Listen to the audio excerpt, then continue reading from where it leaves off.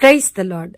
ఈరోజు వాక్య భాగం కీర్తనల గ్రంథం 142 అధ్యాయం 2వ వచనం.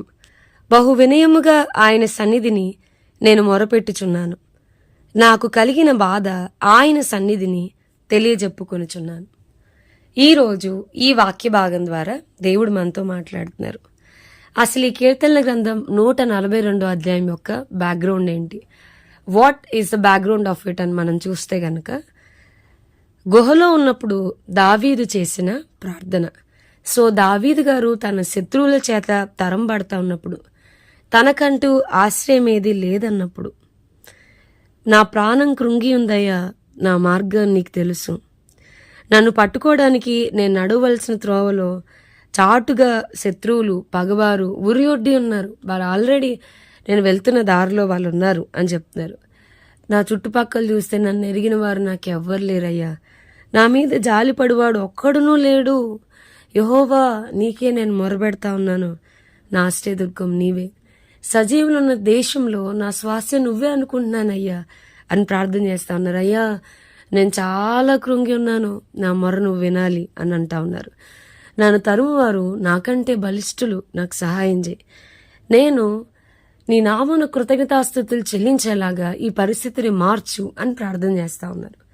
సో వాక్యం వింటున్న ప్రియమైన వారులారా, కీర్తనాకారుడు గుహలో ఉన్నప్పుడు చేసిన ప్రార్థన, తన కష్టంలో ఉన్నప్పుడు మనుషుల చేత తరం పడతా ఉన్నప్పుడు చేసిన ప్రార్థన ద్వారా ప్రభు మనతో మాట్లాడుతూ ఉన్నాడు. మనం చూస్తే కనుక మనకి బాగా బాధ అనిపిస్తే, మనం కృంగిపోతే అతిగా ఫోన్ చూడడము, మనకి ఆ పరిస్థితి నుండి మనకి ఎవరు హెల్ప్ చేయగలరని ఆలోచించడము, లేదా ఓవర్ స్ట్రెస్ అయిపోయి కూర్చుని ఒక మూల కూర్చుని విపరీతంగా ఆలోచించడము, లేదా ఫోన్లు చేసి ఎవరికన్నా బాధను పంచుకుంటే బాధ తగ్గుద్దని ఒకరి తర్వాత ఒకరికి ఫోన్లు చేసి చెప్పడమో మనం చేస్తూ ఉంటాం. Will run after human. మనుషులు ఏమీ సహాయం చేయలేరని తెలిసినా గానీ మనుషుల వెంట పడతా ఉంటాం. కీర్తనకారుడు అయితే నాకు కలిగిన బాధ ఆయన సన్నిధిని తెలియజెప్పుకొనుచున్నాను. పదండి, అటు ఇటు తిరిగి ఎక్కడ సహాయం దొరుకుద్దని చెప్పులు అరిగేలాగా ఆ ఇంటికి తిరగొద్దండి. మనకి సహాయం చేయగలిగిన దేవుడు సమర్థుడు, బహు సమర్థుడు. మహాకాశంలో జ్ఞానంతో కొలదగిన శక్తి సామర్థ్యం కలిగిన వాడు. పర్వతంలను తూనిక చేతను, కొండలను త్రాసు చేతను తోచదగిన వాడు. సముద్రపు నీటినంతటిని పొడిసిటితో కొలదగిన వాడు. భూలోకపు మన్నంతటిని కొలపాతలో కొలదగిన శక్తి సామర్థ్యుడు మనం ఆరాధించే ప్రభు. ఎక్కడెక్కడికో మనం ఎందుకు వెళ్ళాలి? ఒక సమర్థుడైన దేవుడిని మనం మన దేవుడిగా కలిగి ఉన్నాం. ఆయన సన్నిధిలో కూర్చుందాం, మనకు కలిగిన బాధనంతా కూడా ఆయనతో చెప్దాం. బహు వినయముగా ఆయన సన్నిధిలో మొరబెట్టుకుందాం.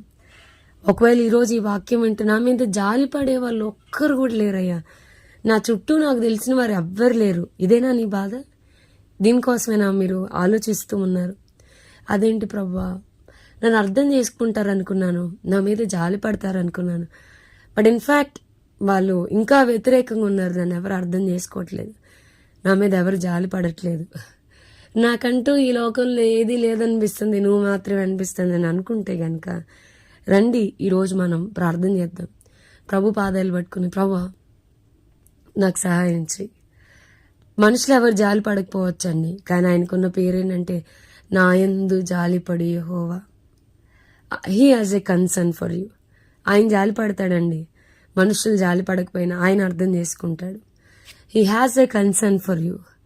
ఆయన జాలి పడతాడు. మనుషులు జాలి పడితే ఏముంది, ఒక 2 పూటలు అన్నం పెడతారు, మహా అయితే ఒక 10,000 ఇస్తారు, ఇచ్చినా మళ్ళీ బయటికి వెళ్ళి మేము చేశానని చెప్తారు. ప్రభు జాలి పడితే గొర్రెల దొడ్లో నుండి సింహాసనం దాకా ప్రమోషన్ వస్తుంది. ప్రభు జాలి పడితే ఒక్క రాత్రిలో మన స్థితిగతులన్నీ మారుతాయి. ఆయన సమర్థుడు. ప్రభా నా మీద జాలి పడండి, నాకు ఆశ్రయం నీవే ప్రభా, నా ఆశ్రయదుర్గం నీవే ప్రభా, నీ నామమును బట్టి నేను స్తుతించేలాగా, కృతజ్ఞతాస్తుతులు చెల్లించేలాగా నాకు సహాయం చేయమని దేవుని పాదాలు పట్టుకుందాం. అనేక మంది నీతిమంతులు నన్ను బట్టి అతిశయపడతారని, సంఘము అనేక మంది క్రైస్తవులు మన జీవితాల్లో దేవుడు చేసిన కార్యాలను బట్టి దేవుని స్తుతించడానికి ఒక కేర్ ఆఫ్గా మన జీవితాలు మార్చబడును గాక. అనేకమైన అసాధ్యమైన కార్యములకు మన జీవితము కేర్ ఆఫ్గా మార్చబడును గాక. ప్రభు యొక్క మహోన్నతమైన కార్యాలకు, ఉన్నతమైన క్రియలకు, గంభీరమైన కార్యములకు మనము మన కుటుంబాలు ఒక కేర్ ఆఫ్ గా మార్చబడదుముగాక. ఆమెన్. ప్రార్థన చేసుకుందాం. ప్రభా, ఈ రోజు వాక్య భాగం ద్వారా మీరు మాతో మాట్లాడినందుకు వందనాలు.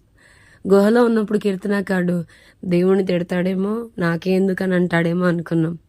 ప్రార్థన చేస్తా ఉన్నాడు, అయ్యా నా మీద జాలిపడి వారు ఒక్కరు లేరు, నా చుట్టుపక్కల నన్ను ఎరిగిన వారు ఒక్కరు లేరు, నాకు సహాయం చేయి. సజీవులు ఉన్న దేశంలో నీవే నాకు స్వాస్యం అనుకుంటున్నా నా ఆశ్రయదుర్గం మీరే అని మొరపెడుతున్నట్లుగా మేము కూడా బహు వినయంగా మీ పాదాలు పట్టుకుంటున్నాం.